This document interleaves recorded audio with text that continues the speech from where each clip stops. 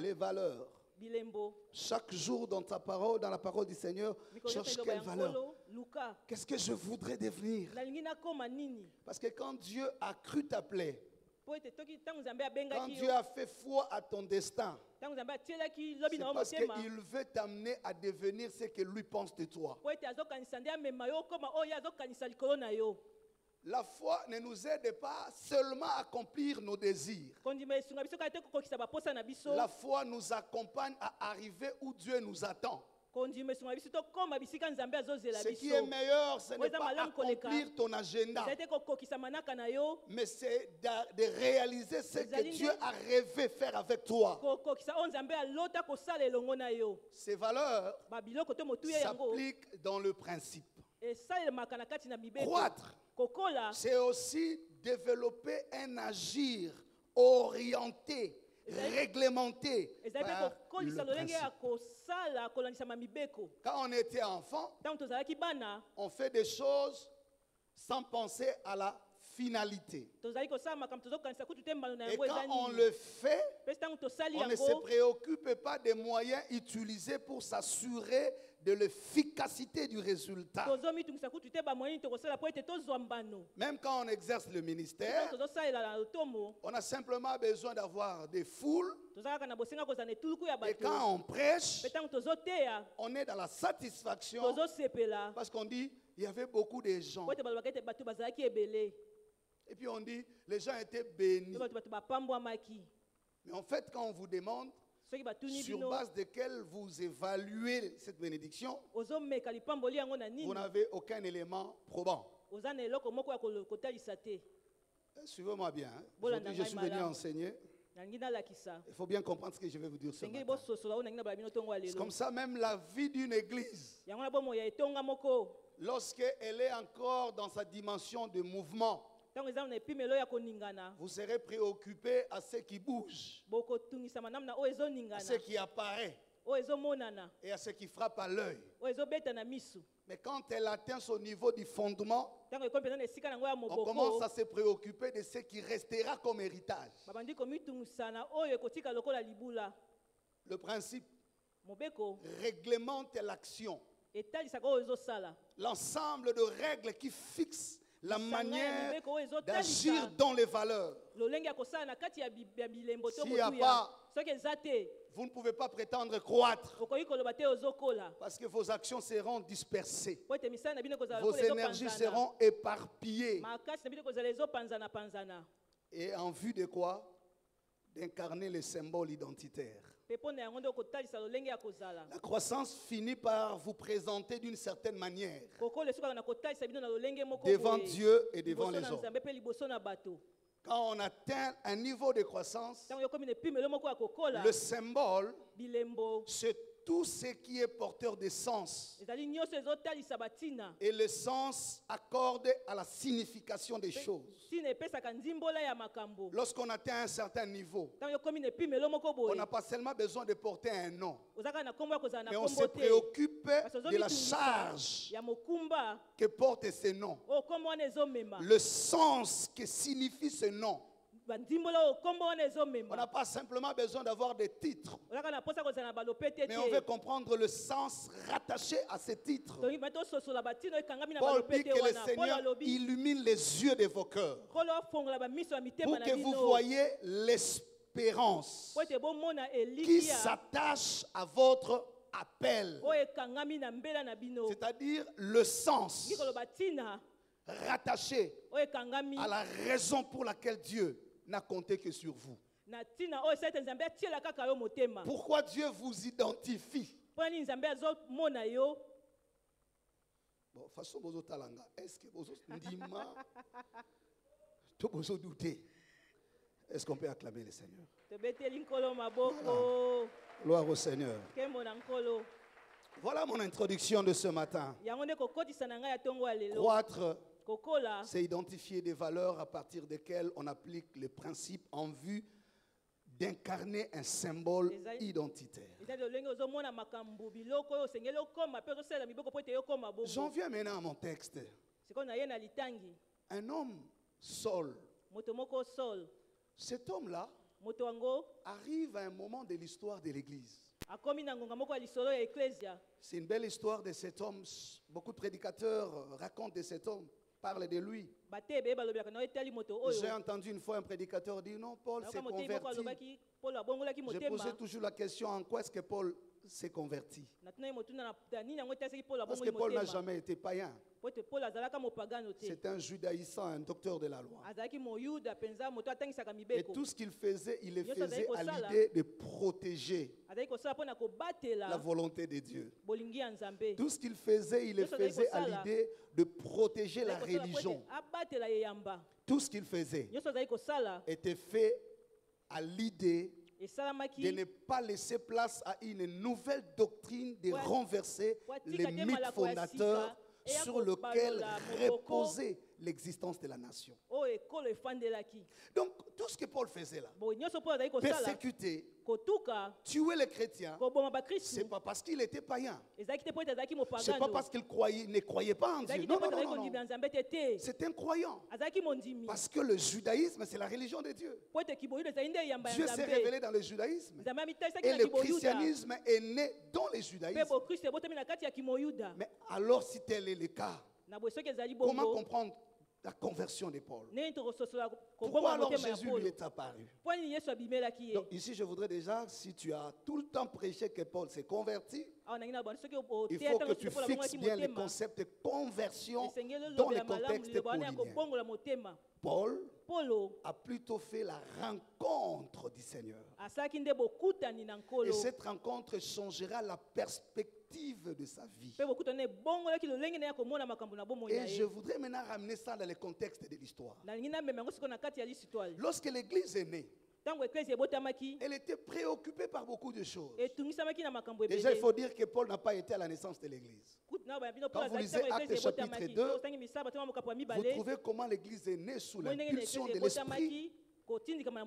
Ce qui était plus important pour l'Église à sa naissance, c'était des œuvres, de miracles authentiques.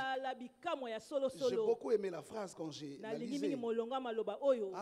De Judée à Galilée jusqu'à Samarie, l'Église jouissait alors de la paix.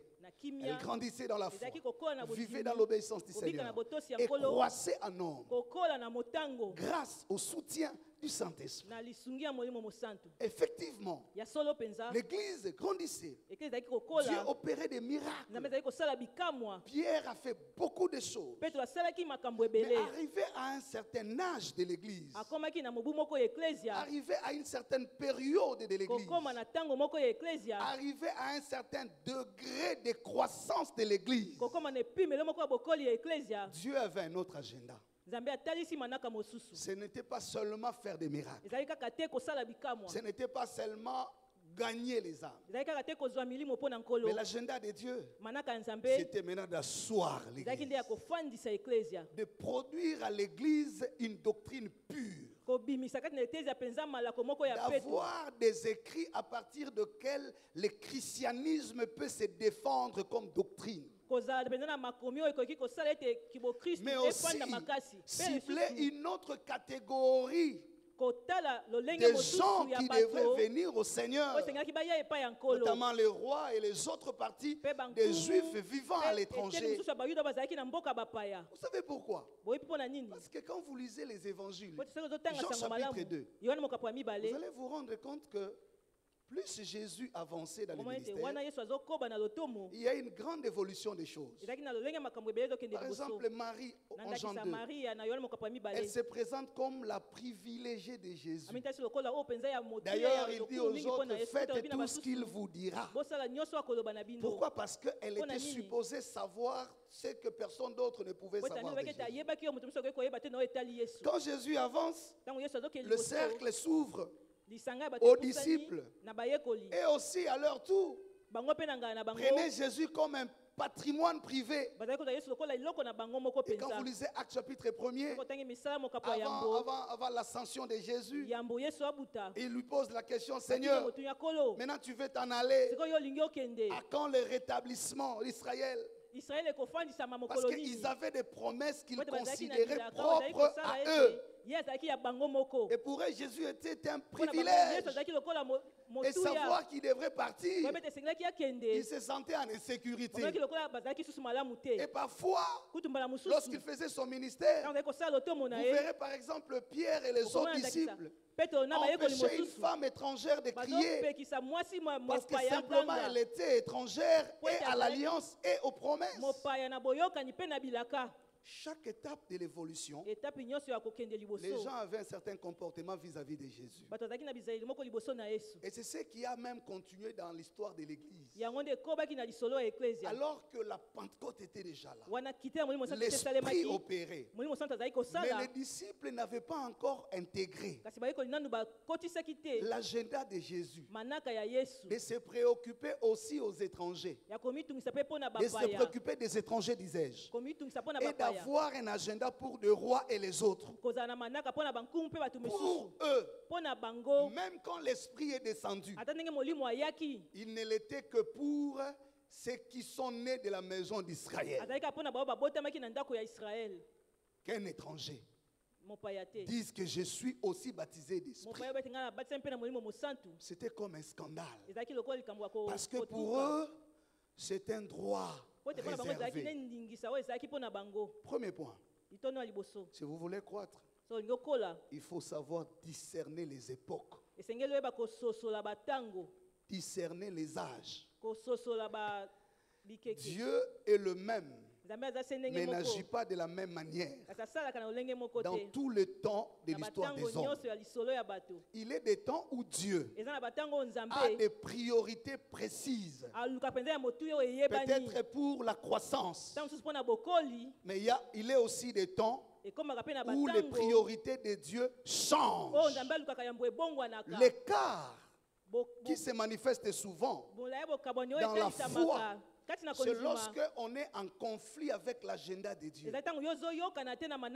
Tu peux t'opposer là où Dieu attend l'obéissance. Et tu peux être activiste là où Dieu te demande la paix et le calme. Bien-aimés dans le Seigneur, beaucoup d'entre nous échouent même dans l'exercice de leur ministère. Parce que souvent, ils ne savent pas discerner les époques. Même dans la vie chrétienne. J'ai toujours dit à mon église où je suis, la manière de faire de Dieu est tellement sage au point qu'on ne peut pas y trouver des erreurs. Parfois, toi, tu te bats pour une bénédiction matérielle, mais Dieu se bat pour ta stabilité spirituelle. Et en ce moment-là, tu risques de croire que Dieu n'écoute pas ta prière. Tu changeras des églises, tu changeras des prophètes, tu feras des actions, des offrandes spéciales, spécifiques, onctionnées, huilées. Des fois, il n'y a rien qui n'arrive. Tu feras parfois même des 40 jours en brousse. En fait, la foi n'est pas un mécanisme qui force le schéma et les données de Dieu. La foi nous situe dans le schéma de Dieu. Elle ne nous donne pas que la force d'aller vers le miracle, mais elle nous donne aussi la capacité de résister et de patienter. Une foi qui ne te projette que vers le devant devient un danger. La foi, c'est aussi cette capacité qui peut te dire, attends encore. Amen. Est-ce que quelqu'un comprend quelque chose? Cette foi qui te fait croire que il est écrit ce que vous demandez en mon nom, vous l'aurez. Et que tout ce que tu demandes, tu dois l'avoir comme tu veux, quand tu veux. Et pour ce que tu veux. Ah non, ça c'est plus la foi. Un homme qui grandit dans la foi discerne les étapes de sa vie. Une église qui grandit doit aussi discerner les étapes et les âges. Sommes-nous à l'âge du bruit pour attirer les foules, ou sommes-nous à l'âge de construire l'héritage pour pérenniser la mission? Ah, sœur, Alléluia. Amen. Quel est l'âge de cette église? Est-ce que vous êtes toujours à l'âge du bruit? C'est ce que j'appelle le bruit. C'est l'âge de la Pentecôte. Parce que là, on est caché, et l'Esprit fait entendre le secret vers l'extérieur.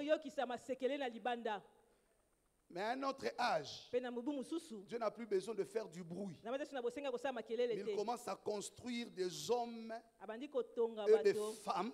Je le dirai au troisième point. C'est l'âge où Dieu construit de l'intérieur pour s'occuper d'un plus grand danger dans le parcours de l'histoire. Dieu a pris beaucoup de temps à former David pour le préparer contre la menace de Goliath. Tout ce qu'il apprenait avec les lions et les ours préparait son esprit à l'âge de l'histoire. Parce que l'adversaire du temps ne pouvait affronter que celui qui connaissait la faiblesse de ses forces. Je parle de la faiblesse de la force. La force, c'est ce qui apparaît visiblement. Mais la faiblesse, c'est ce que tout le monde ignore. Or, David ne connaissait pas que la force de Goliath. Il savait aussi où se situait la faiblesse de Goliath. Et s'il a su découvrir la faiblesse de Goliath, parce que Dieu l'a fait découvrir la faiblesse des lions et des ours. Et quand il regarde Goliath, il les ramène au rang de lions et de ours. Il ne met pas au rang des guerriers et des vainqueurs. Peut-être que toi, Dieu ne te prépare pas à la richesse, mais à avoir les épaules qui porteront l'héritage. Peut-être toi, Dieu ne te prépare pas à la renommée, mais Dieu te prépare à préserver et à l'éducation des nouvelles générations. Nous voulons tout le temps faire comme tout le monde. Et parfois, nous ne savons pas limiter. Même l'onction travaille à la limite des agendas de Dieu. Il y a à certains moments, tu peux croire que Dieu n'est pas là, Dieu n'est plus avec toi. Non, c'est que l'onction n'a pas prévu opérer dans cette sphère-là. Rappelez-vous de Balaam. Il voulait forcer le passage, mais le cheval a bloqué, parce que dans cette sphère-là, Dieu n'avait rien prévu. Discerne les âges, discerne les époques. Tu es dans ton foyer. Qu'est-ce qui fait que subitement la maternité s'arrête? Faut-il seulement prier pour avoir le miracle de la fécondité? Ou faut-il commencer à travailler pour la stabilité de ton couple? Est-ce que je parle à quelqu'un? Pourquoi Dieu retarde le mariage? Faut-il continuer à prier qu'il touche le cœur d'un homme ou d'une femme? Ou faut-il commencer à travailler sur toi-même pour atteindre l'identité de ta mission? Parce que c'est lui que tu demandes là, comme époux dans ta foi, tu n'as pas encore atteint le niveau d'être le complément de ses insuffisances. Parce que le mariage est une affaire de complémentarité existentielle. On n'y entre pas pour remplir les enfants. On n'y entre pas pour décorer la maison. On n'y entre pas pour se satisfaire de ses désirs. On y entre pour apporter la contribution dans les limites de l'existence de l'autre. Est-ce que je parle encore à quelqu'un? Des fois même nous amenons le peuple de Dieu dans la perdition parce que nous ne savons pas quel est l'agenda de Dieu. L'église avait un autre agenda, un nouvel agenda. Et c'est comme ça que Dieu va chercher. Il aimait Pierre, il aimait Jean. Ce sont des témoins qui ont commencé avec lui. Mais tous ses disciples, personne n'avait la capacité de compléter et de couvrir les limites de l'Église en matière de connaissances doctrinales. Pierre ne devrait pas seulement continuer à dire « c'est moi qui ai reçu le clé, c'est à moi qu'on a dit, ce que tu ouvres sur la terre sera ouvert dans les cieux ».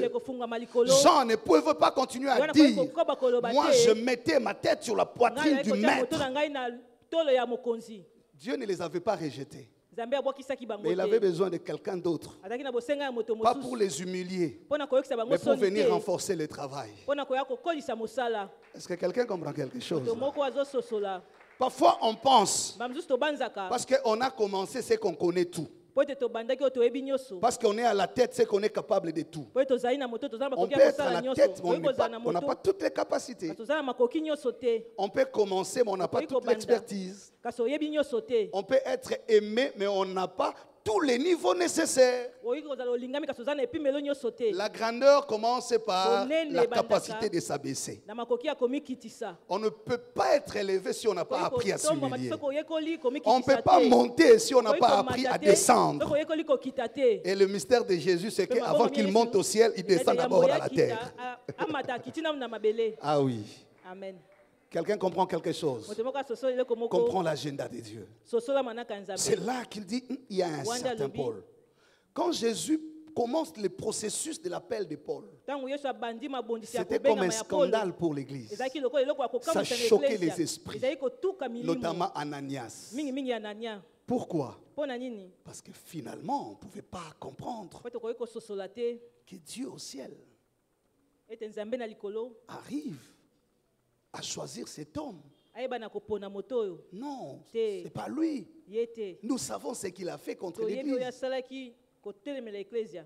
Quand tu discerneras les époques, quand tu comprendras à quel âge tu es en train de passer dans ta vie, la deuxième des choses, tu construiras la foi à la hauteur de ta mission. Et c'est là le deuxième point. Construire la foi à la hauteur de sa mission. Ta foi ne doit pas se limiter seulement à ces mariages que tu as longtemps demandés. Ta foi ne peut pas se limiter seulement à un poste tu as tellement rêvé. Vous savez pourquoi? Le jour où tu arriveras là où tu as rêvé, tu cesseras d'aspirer plus que là où Dieu veut t'amener. L'agenda de Dieu est supérieur à tes préoccupations. L'agenda de Dieu est supérieur à tes rêves. Ce que Dieu veut faire avec toi dépasse même le niveau de ton diplôme. Dépasse le niveau de ton expérience. Dépasse la position que tu occupes en société. Dieu a toujours une avance sur nos visions. Moïse a rêvé de devenir le berger de troupeaux. Mais Dieu a rêvé faire de lui le libérateur des nations. Josué a rêvé être sous l'autorité de Moïse. Mais Dieu a rêvé faire de lui le meneur de troupes pour l'accès à Canaan. J'aime Dieu. Anne a rêvé être mère d'un enfant. Mais Dieu a rêvé faire d'elle l'arrêt de l'hémorragie, de la stérilité sacerdotale. Elle cherchait l'enfant pour résoudre sa stérilité.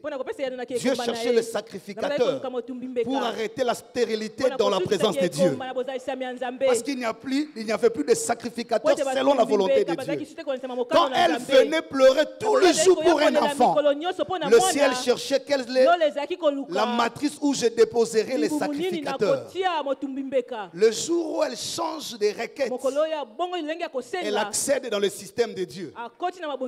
Le jour où elle dit à Dieu, si tu me donnes un enfant, je te le restituerai. Ce n'était plus sa requête, ça devient la requête du ciel. Au lieu qu'on lui donne un enfant, on lui a donné un juge, un sacrificateur et un prophète. Est-ce que quelqu'un comprend quelque chose? Élève ta foi à la hauteur des événements de ton histoire. Aucun événement n'absorbe l'autorité de ta foi. J'aime Joseph. Genèse chapitre 50, le verset 20.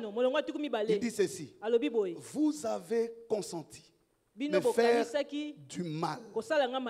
Vous avez monté tout un complot. Mais Dieu l'a changé en bien. Mais écoute ce qui devient intéressant. Il dit, suis-je à la place de Dieu pour me venger?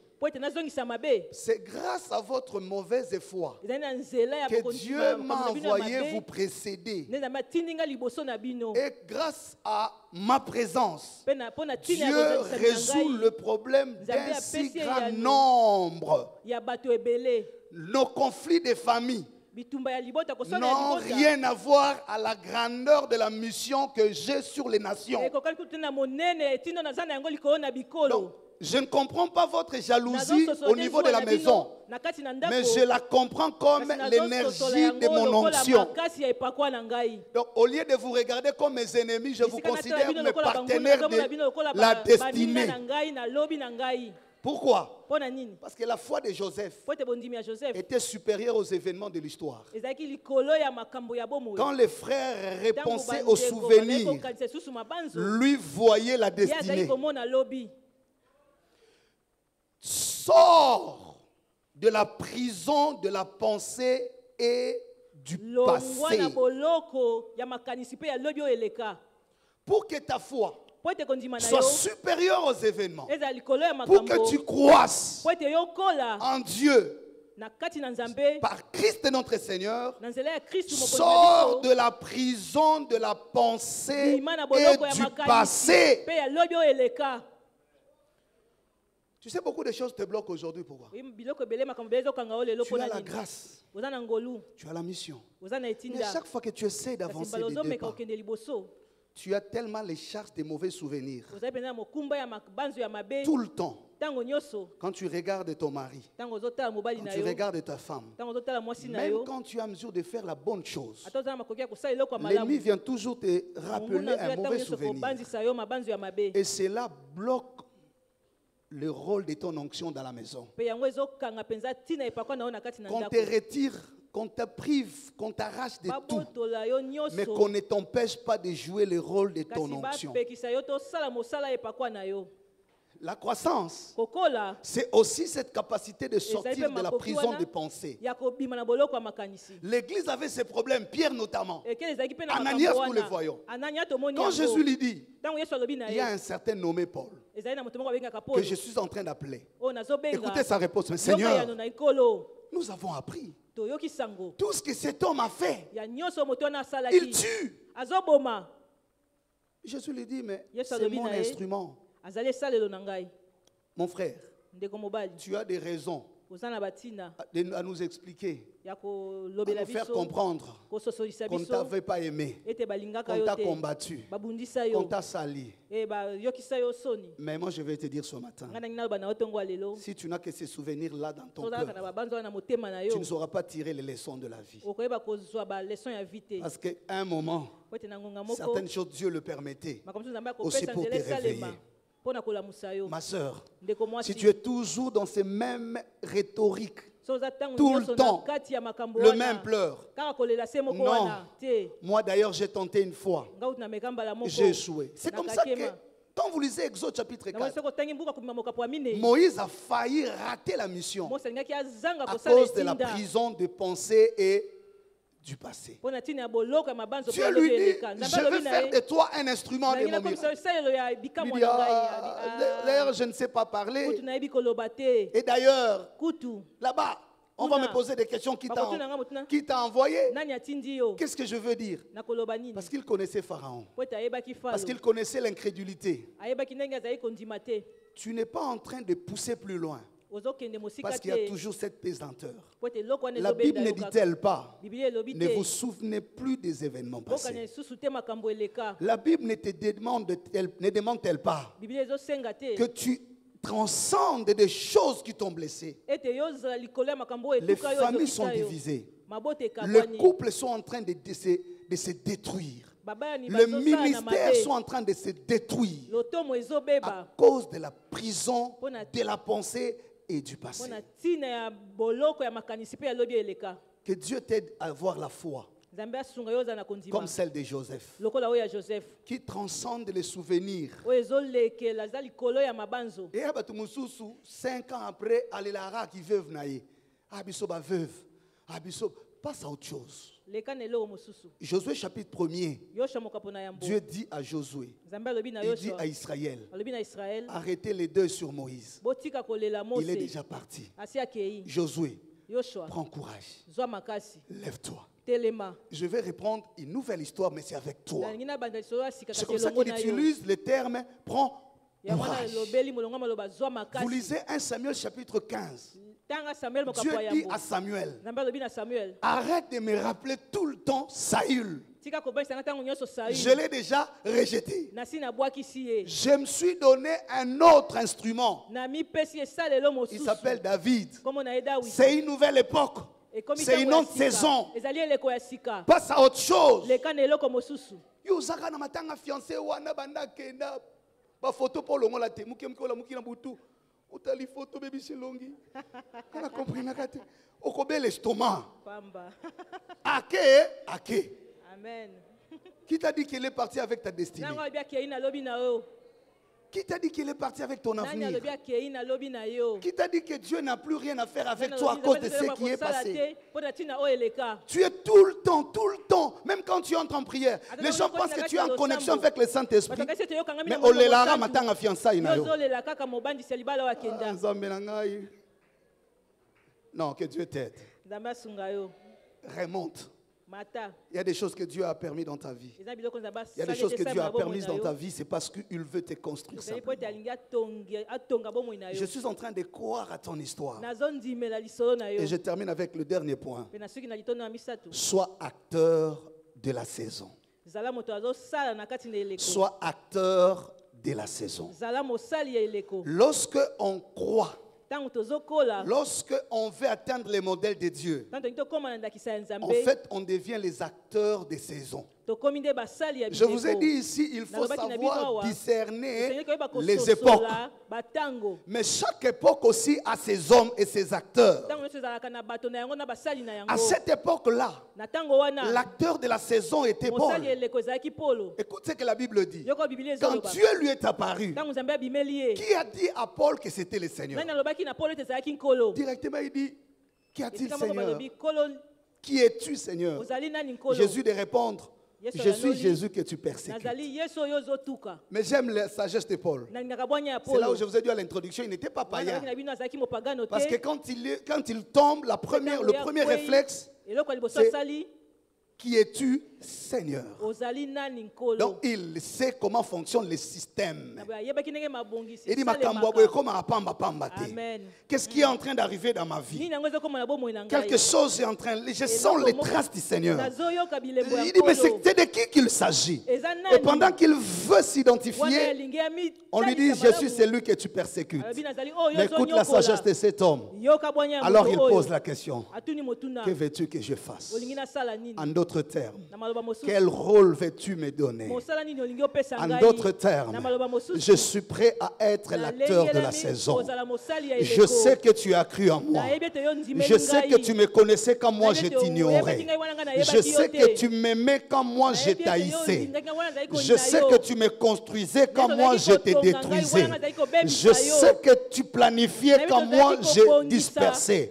Tu me connaissais et tu m'aimais. Que veux-tu que je fasse pour toi?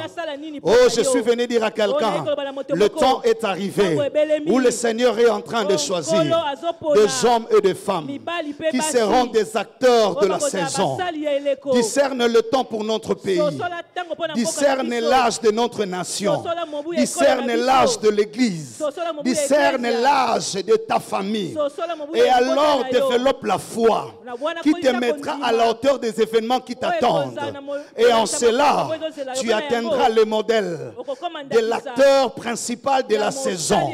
Ce matin, Dieu me disait, va t'adresser aux acteurs de la saison. Je m'adresse à quelqu'un qui, avant son arrivée, les choses se disaient d'une certaine manière. Avant son arrivée, on regardait et on lisait l'histoire dans une certaine direction. Mais à partir de sa présence, à son arrivée, l'histoire connaîtra un break. Je suis en train de le dire comme prophète de Dieu. L'histoire de ta famille connaîtra une réorientation. L'histoire de notre pays connaîtra une réorientation par l'apparition de certains acteurs. Et je suis en train de le déclarer que le Dieu qui préparait ces acteurs depuis des années, dans diverses circonstances, commence à les révéler. La Bible déclare, le monde aspire avec extrême désir voir la révélation de Fils de Dieu.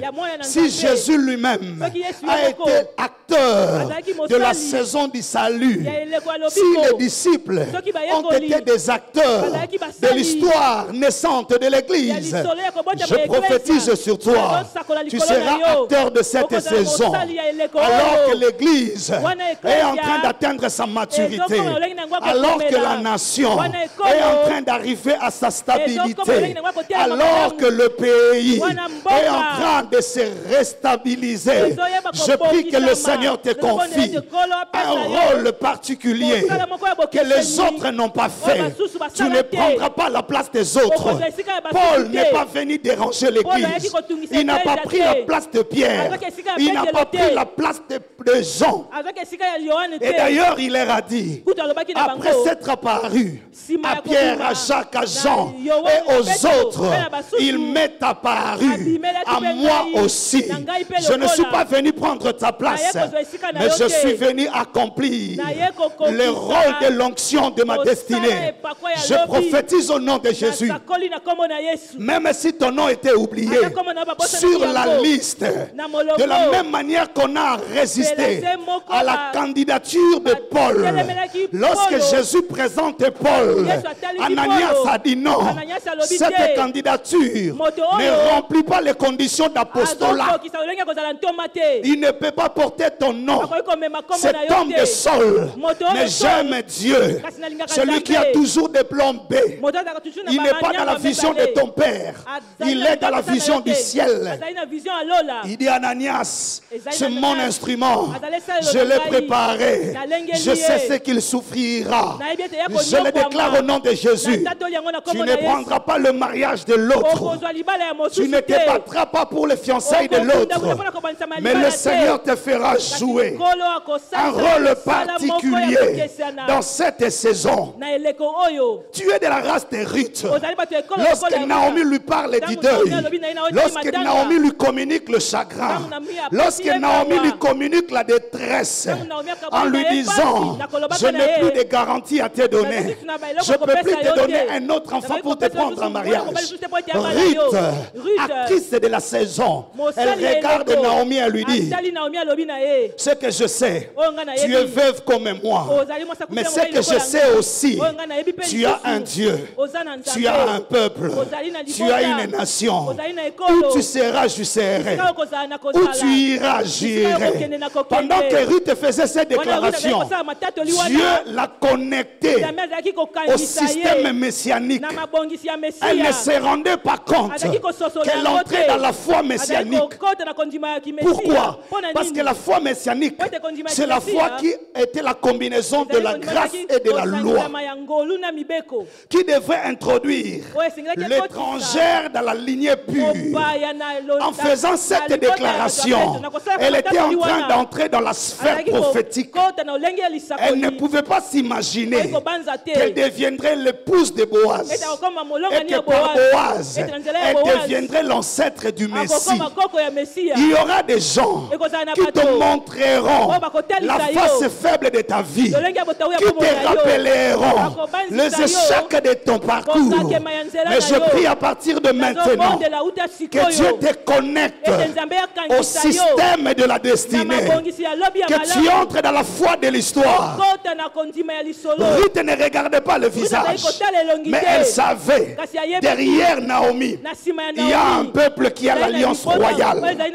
Si je n'ai pas eu avec toi le matin, je peux avoir avec toi le soir.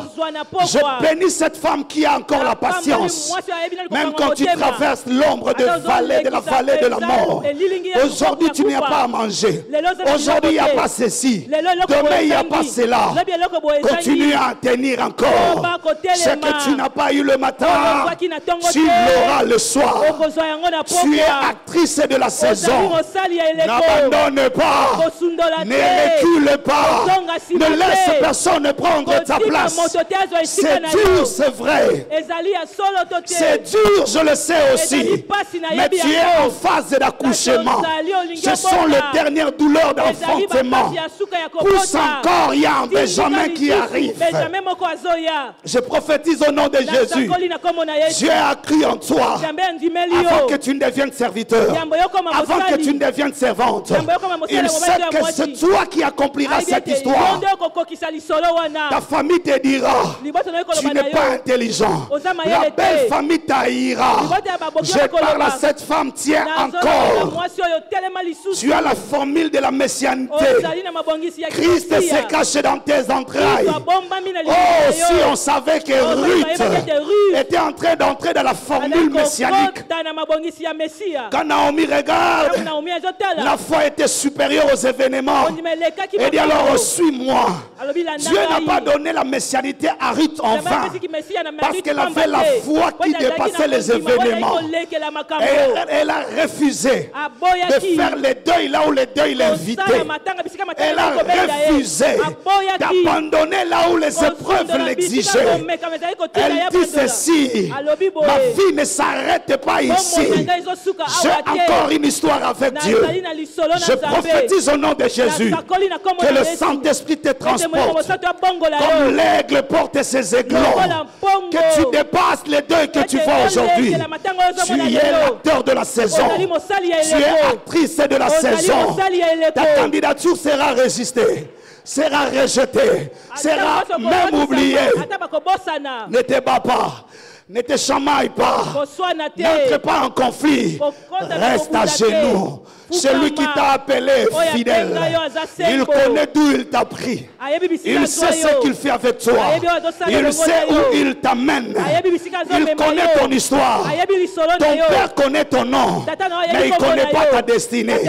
Ta femme connaît ton visage, mais il ne connaît pas la coupe de ton alliance.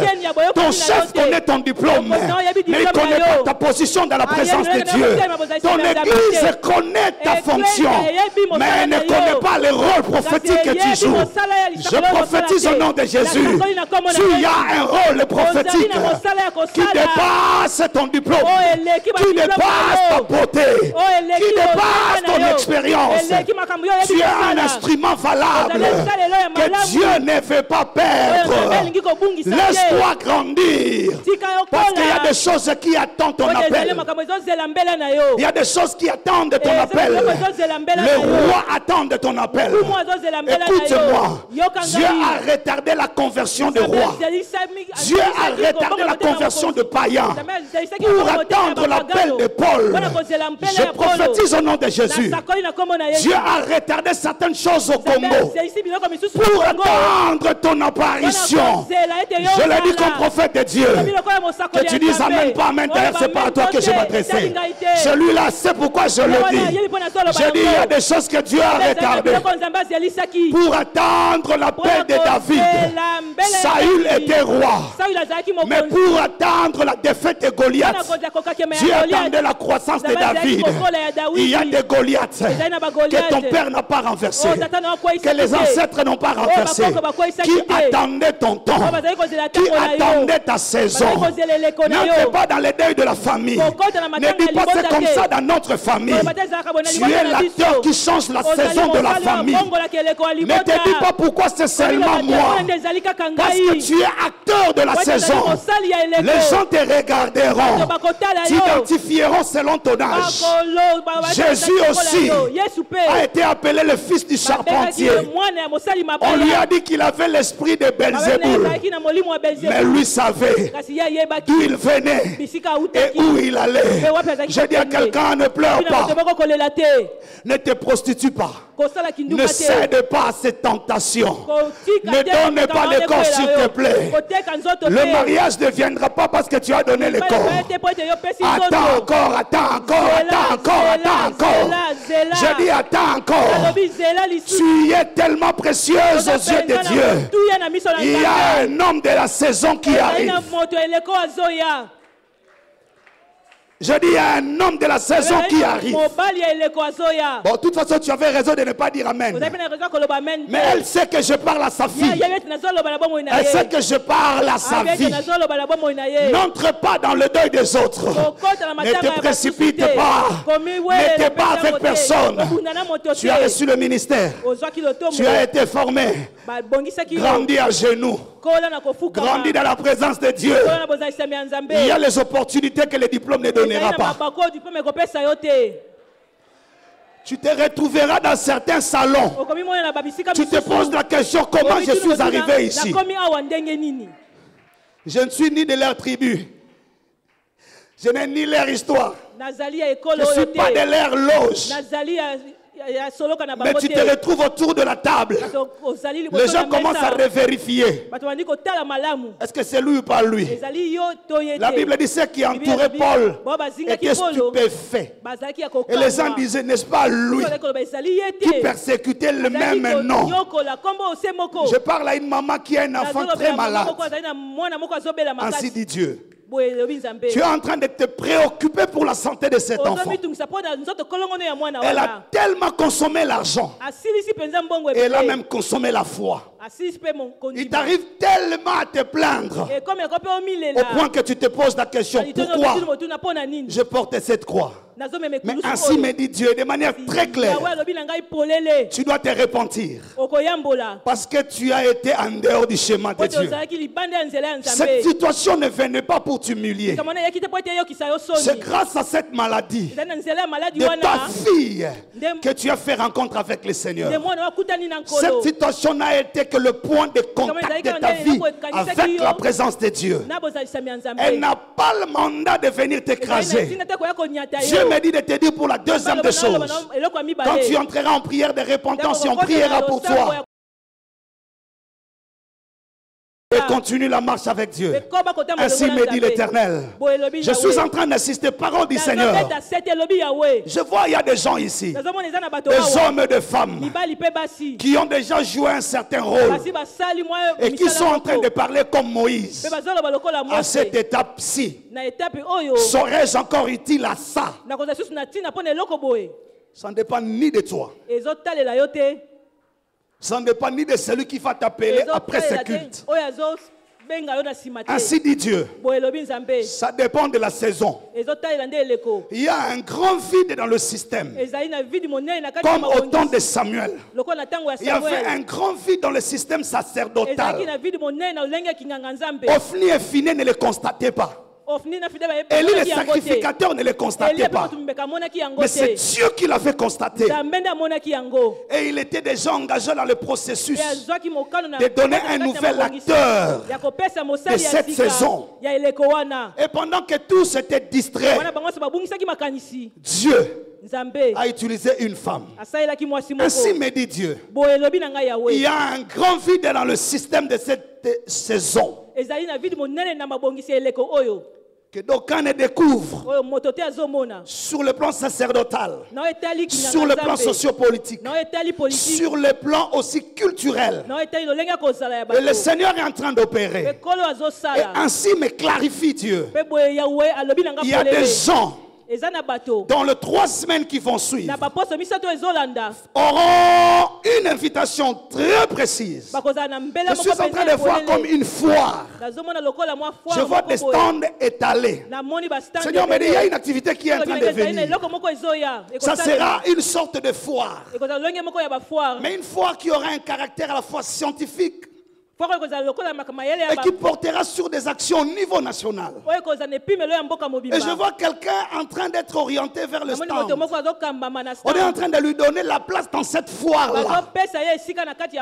Je le prophétise avec précision. Dans les 3 semaines qui vont suivre, tu auras une invitation qui viendra par un appel. Et on t'intéressera à quelque chose auquel tu n'avais jamais pensé avant. Mais derrière cette foire, il y a une lourde responsabilité qui est en train de venir. La première action ne sera pas celle-là. Elle sera juste pour te mettre en contact.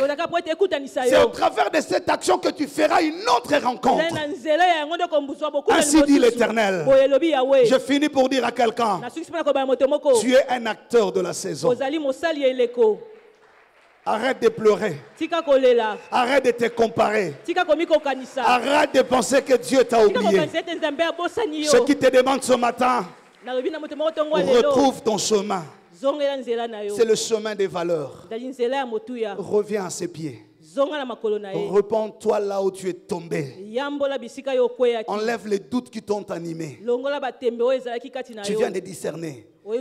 Dieu ne faisait pas pour ta mort, mais il travaillait pour te construire.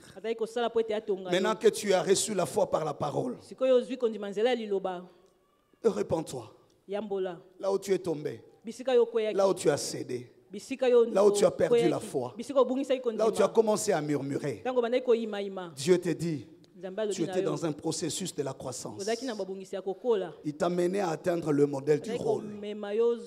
Et nous y sommes. Nous y sommes. Cette honte a contribué à ta construction. Cette stérilité a renforcé ta vie spirituelle. Ce célibat t'a aidé à devenir rigoureuse. Et ces problèmes que tu as connus dans la famille ont aidé à attirer ton attention sur ton rôle dans le foyer. Rien n'était fait pour t'enterrer. Tu es actrice de la saison. Incline-toi dans la prière.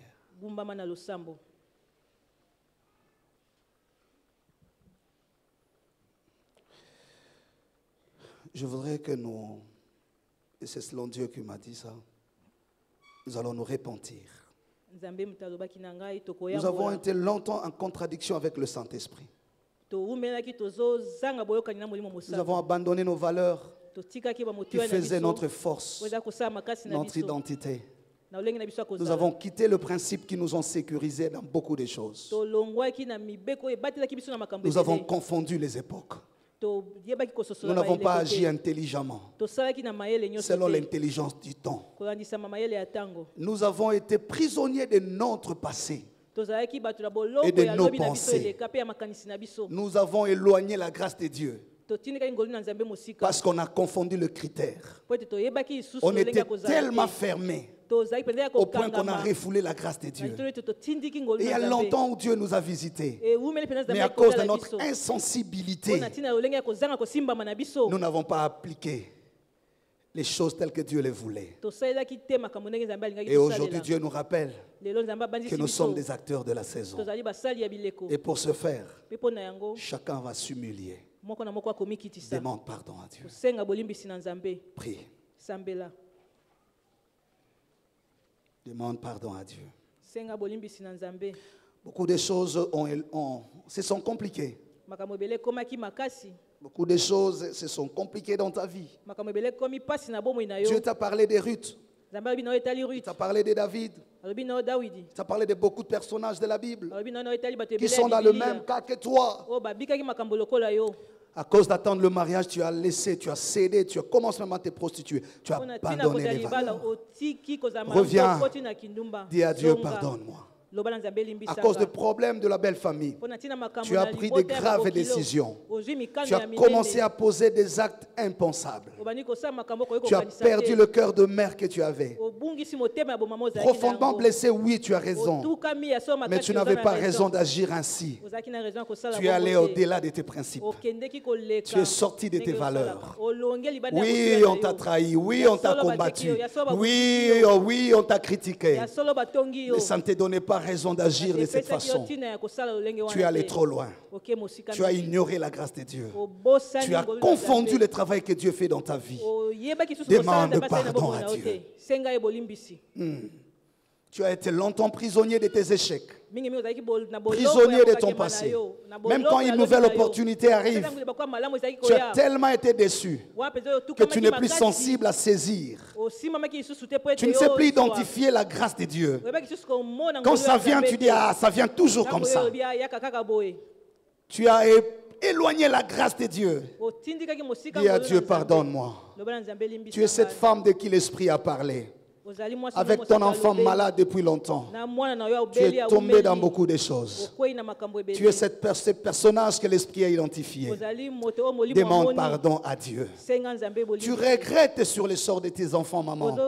Tu commences à trop murmurer parce que les études se compliquent à cause de tel ou tel problème.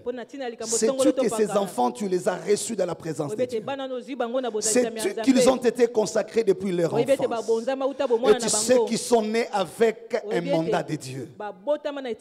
Qu'est-ce qui t'arrive? Comment tu confonds le temps? Tu es bouleversé par la situation de ta famille. Tu commences à murmurer. Le Seigneur t'a dit ce matin, je sais ce que je fais. Demande pardon à Dieu. Que l'Église demande pardon à Dieu. De ne pas aussi discerner le temps et la saison. Dieu t'attendait à investir pour les héritages. Pour l'héritage à venir. Oh, mais toi, tu es resté dans les bruits. Dieu te voulait déjà à faire quelque chose de plus important. Dieu t'a invité à faire quelque chose de plus important. Mais toi, tu es resté ordinaire. Tu es resté dans tout ce que tu as toujours fait. Tu n'as pas discerné que maintenant Dieu était en train de travailler pour asseoir un héritage précis. Tu as été à certains postes. Tu as assumé certains postes. Mais tu n'as pas compris les rôles de ton onction. C'était de remettre de l'ordre. C'était pas seulement de te réjouir. C'était de montrer qu'un enfant de Dieu est passé par ici. C'était de laisser le trace de l'alliance de Dieu. Demande à Dieu pardon. Qu'il ne te retire pas cette grâce. Prie encore. Prie encore. Tu es en train de croître dans la présence de Dieu. Tu es en train de croître dans la volonté de Dieu.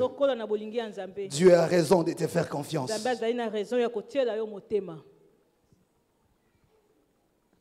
Parle à Dieu, parle à Dieu.